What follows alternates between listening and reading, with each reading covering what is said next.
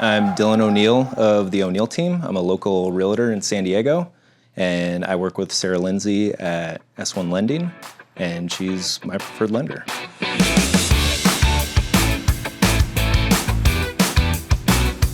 That's kind of the beautiful thing is Sarah and I will actually work together. So sometimes she'll bring me a client, other times I'll bring them to her. Yeah. But really what I look for is just somebody that's already been pre-vetted. So whether it's a past referral from a different client of mine, somebody that Sarah's bringing in, but I really try not to expand too much out into just the open public, but more than less, have somebody that's actually had a touch point before.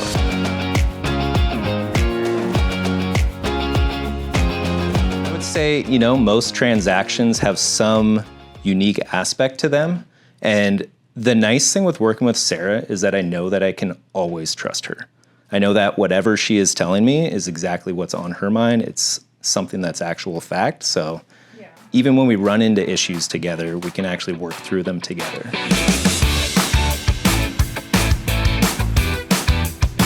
I always wish that I would have started younger, earlier, I feel like we did start pretty young and early, but I wish it could have happened, a decade sooner. Mm-hmm. So I always tell my clients, it's like, if you're thinking about it, if you're going at this from a pragmatic, situation, just get in, And right now, we're looking at a more affordable time to purchase than we have in the last 3-4 years. So even though rates are still higher than they were in 2021, they're at a pretty good spot right now. We're actually just starting to dip below 6%, and that's fantastic. Yeah. I can remember the first loan we ever got was in 2010, and it's right around the rates that we're looking at right now.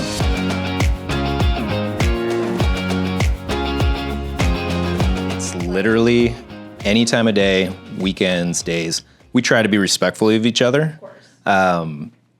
But yeah, it's always, between myself and Sarah. I'm not getting passed down the line. She has an amazing team, so I also do like working with them as well. But I can always get a hold of Sarah. And that's part of what makes it so easy for me to continue referring her to other people, is that I know that I can get a hold of her. I know my clients can get a hold of her. It's something where I'm never feeling like I'm being put off.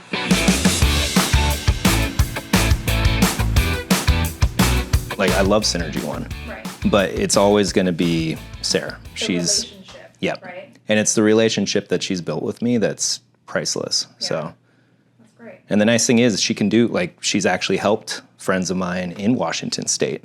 You talk about best friends. She actually helped my best friend in Washington State originate a loan. So.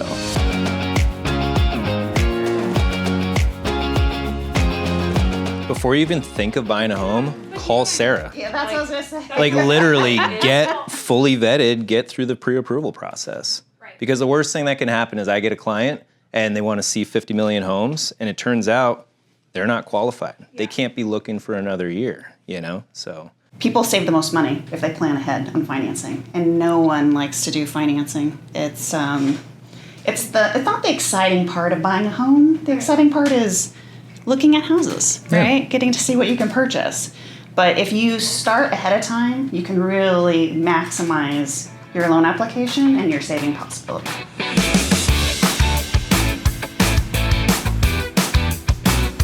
Honestly. I can give some really nasty stories of how things have gone really wrong when the lender and the realtor don't work together. That's the vibe right now. We can take so much off the client's plate when we work together.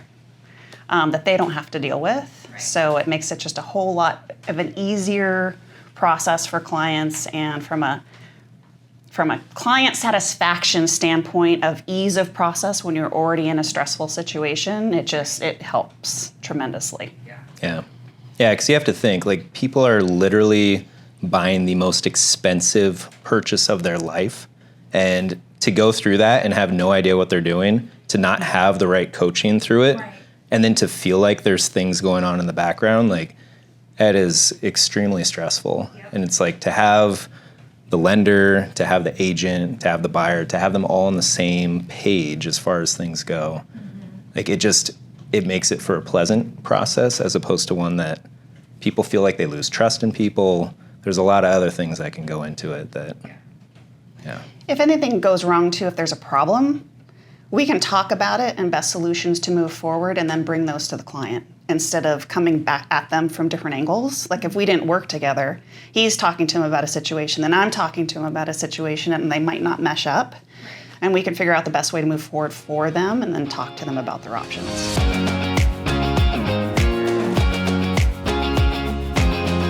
I think the fears on my end are going to be a little bit different than what Dylan sees from a real estate agent aspect, because mine is all money-based, right? It's all market-based, interest rate, program cost.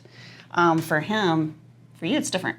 Yeah, I mean, it ties into that. Like a lot of times what they're pre-approved for and what they can afford, it'll often dictate what they're searching for, and it can push them into a different class of property, different neighborhoods. And so it's just kind of making sure that they're getting the best all-around package. You know, like, hey, you can buy in this one neighborhood, but you're not going to go want to walk your dog there at night, you know? But you can also buy in this neighborhood. Maybe there's a house that needs just a little bit of work, and we can find a good way of doing that and having the right people in place to where before you even move in, the work's done.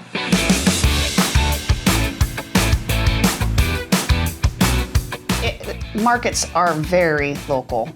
So it's really good to have someone that's in your area looking and giving you the best advice on if this is a good investment or not. I think people forget that homes are investments, right? So you want to know going in, you know, obviously there's the tangible stuff. You know, there's living in it and growing a family in it or whatever your goals are in it.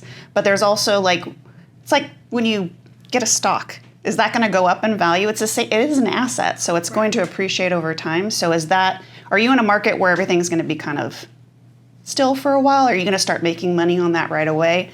Maybe it's just me because I look at numbers, but I like giving people that information so they know no one wants to buy something and lose money. Right? So they know what kind of market they're buying into and if that matches what they're trying to do. If you're in a down market and values might be going down, but this is going to be good for you long term, you need to know when you're going to have access to that in the future, right? We can't predict everything, but at least you have a really good path moving forward on what your options are going to be. And Dylan, from a real estate aspect, would know that the best from a supply and demand aspect. In the very niche communities that you're dealing with, they all are going to work differently. Yeah. Yeah, and it's also nice when, let's say you are a home buyer, first-time home buyer, and it's the love, you know? It's that property where you have to have it.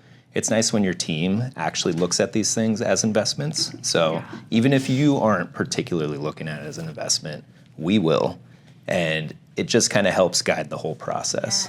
Just to make sure that you're not necessarily buying into the wrong neighborhood, the wrong property.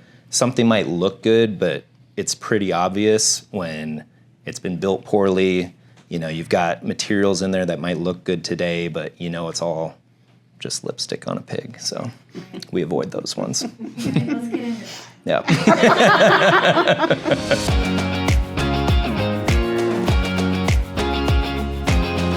Because it's fun.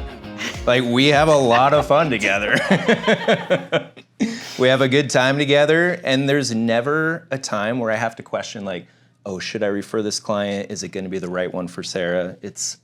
They're all the right client, as long as, you know, we've weeded out a little bit of that crazy. We're not going to drop time bombs on either of each other. But, yeah, we're really just kind of, I feel like you have my best interests in mind, and I feel the same way to you. You know, I always want to have your best interests in mind when I'm sending you a client. I want to give you a hug right now. So wholesome. You're great. Perfect. But Dylan's amazing. Like, he is so smart. He knows so much about real estate. He has a background in construction. Like, I tell clients stories of things he's done for clients. Crazy stories, and they're like, I want to work with him. It's he no matter in a very transaction oriented business, he's very much about the relationship with the client, and it's always whatever they need first before commissions or closing a deal, right? The client comes first, And unfortunately, that's not always the case in real estate. So I am confident in anyone I tell to go talk to Dylan once I have them pre-approved that he's going to do absolutely the best for them, whether they want to hear it or not. Sometimes those conversations can get a little rough, but I think it's just an immediate trust factor when people know that you have their best interests at heart and you're not looking at the paycheck at the end of the day. Yeah. Well, thank you. Yeah, and to your point where it's like those conversations can get a little rough, it's because we're being honest with people, Right. you know? And a lot of people are not. Yes.